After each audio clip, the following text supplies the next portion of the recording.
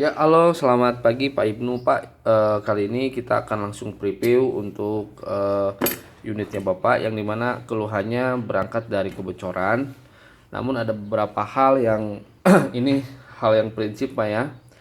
Pertama, ini sangat sekali tidak saya rekomendasikan untuk main trigger seberat ini Pak. Saya sampaikan lagi dengan tegas, jangan sampai digunakan dengan per trigger seberat ini karena nanti akan merusak ke sini Pak, ke sini dan ke sini. Ini kan dia mainnya tuh di sini Pak. Jadi ketika ini per semakin keras, beban tumpuannya di sini Pak. Jadi kalau ini semplak belah, ini nggak akan bisa dipakai lagi. Tapi bukan tanpa alasan Pak, per trigger ini berat karena settingan sebelumnya untuk upgrade-nya mengejar kompresi supaya padat dan besar hasilnya. Namun kalau memang mampu menghitung hitungan kalibrasi yang pas, tidak mesti seberat ini Pak triggernya. Karena secara teori dasar memang semakin berat daya pukul, daya pegasnya untuk nendang ke palep, maka semakin besar buangan kompresi yang dihasilkan oleh tendangan tersebut. Namun teori itu tidak harus seperti itu. Ada juga yang tidak sekeras ini untuk di triggernya, tapi tetap kompresi besar. Nah, itu yang harus kita sepakati Pak. Jadi bagaimana caranya triggernya tetap ada di kondisi nyaman, tidak seberat ini, tapi kompresi tetap keluar. Nah, hal itu harus di setting, di reset dari diameter palep Pak.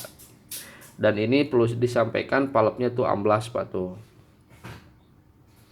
Itu. Jadi kalau memang pengen enak Bapak settingan upgrade-nya, memang ini harus di reset ulang.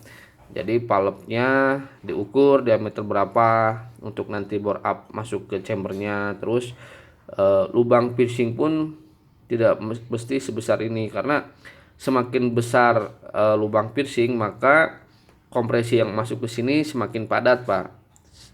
Nah, ketika kompresi ini semakin padat, perlu dorongan yang semakin kuat. Nah, jadi harusnya hitungan kompresi masuk ke chamber itu harus diperhitungkan Pak, gitu. Nah, ini sebagai bentuk pengetahuan yang menjadi bahan diskusi kita ya Pak ya. Nah, itu saja yang perlu disampaikan karena apabila ini dipertahankan settingan per triggernya ini, maka ada beberapa menimbulkan kerusakan fatal. Di samping bagian pengungkit ini dia akan kerjanya gitu Pak. Nah, dia akan rusak di sini dan di ujung laras pun dia akan rusak.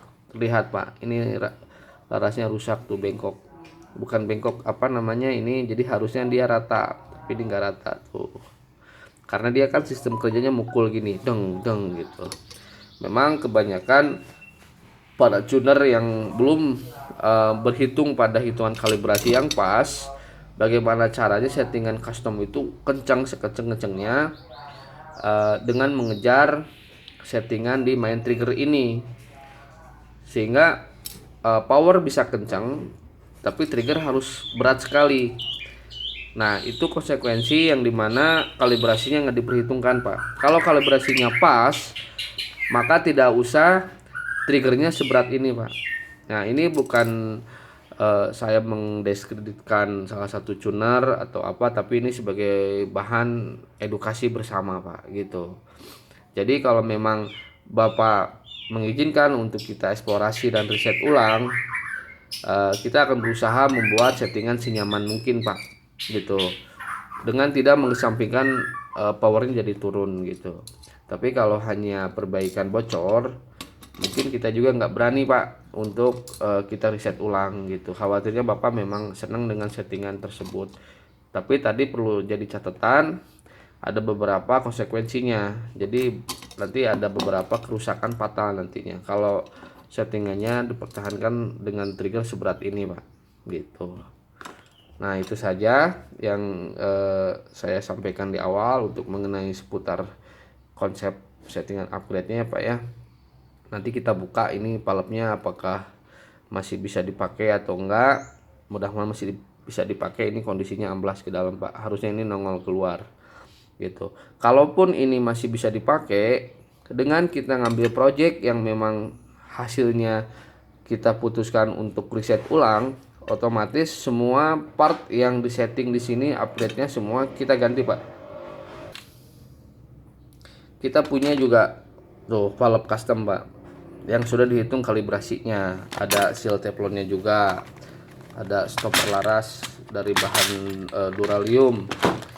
Sementara ini larasnya masih plastik Pak, punten ya. Tuh, ini masih plastik. Kita punya edisi yang bahan metal duralium ini. Dan piercingnya pun ini kita punya edisi bahan baja Pak, murni. Dengan hitungan ukuran lubangnya sudah diperhitungkan, tidak terlalu kecil, tidak terlalu besar Pak. Kalau ini kan dia memang dibikinnya ekstrim Pak. Ya itu tadi. Jadi konsekuensinya kompresinya terlalu padat di sini. Jadi berat untuk ngebuka nendang valve-nya untuk ngebuang tekanannya gitu. Terus ada bagian loading BB yang dimana ini kita punya edisi customnya, ini yang orinya Pak. Dia ada lubang kayak gini dan seringkali dia cacat kalau setiap pemakaian beberapa kali. Kita punya edisi yang custom ini dengan tanpa ada lubang di dalamnya, dan ini bahannya murni stainless. Nah itu saja Pak Ibnu, saya akan presentasikan nanti ketika ini sudah dibuka ya chambernya. Silakan Pak Didin dibuka Pak. Ini ruang kerja saya Pak. Ini mesin bubut saya. Ini di bagian ruang kedua. Ini kita akan buka chambernya untuk dicek main valve-nya seperti apa. Macet. Oke, oh macet ya. Coba didorong pakai alat bantu.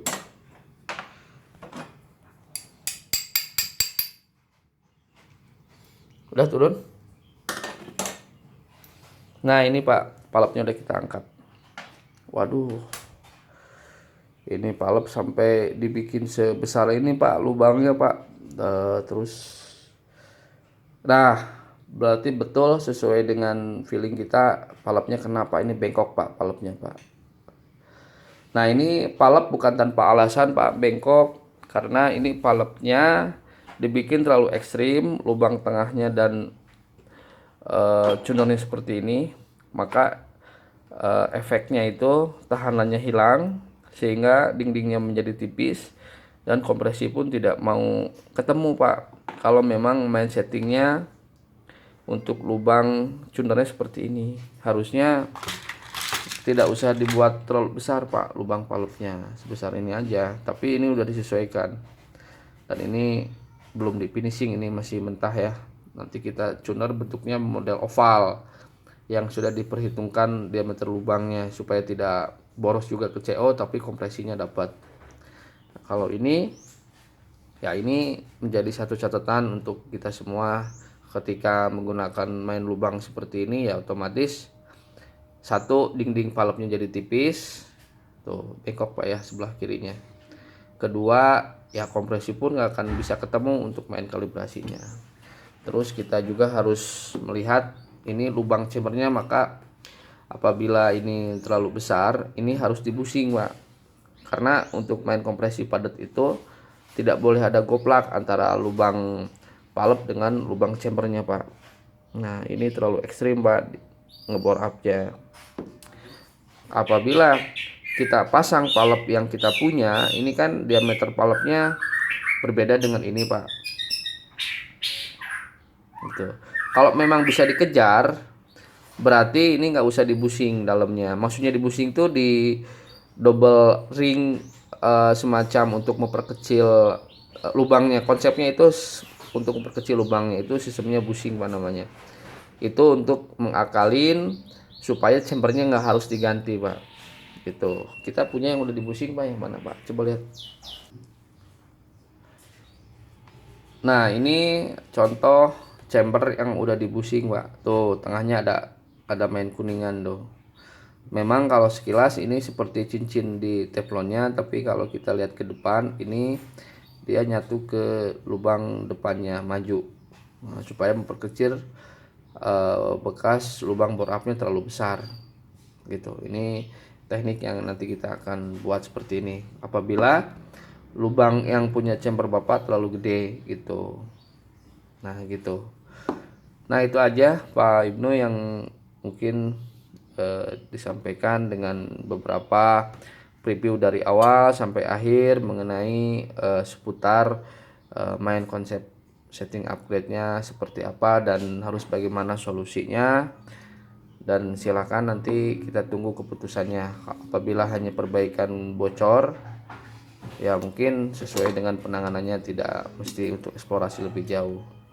Tapi kalau menjadi catatan hal-hal yang sudah kita sampaikan, itu tentunya bisa jadi manfaat lebih baik juga untuk unitnya.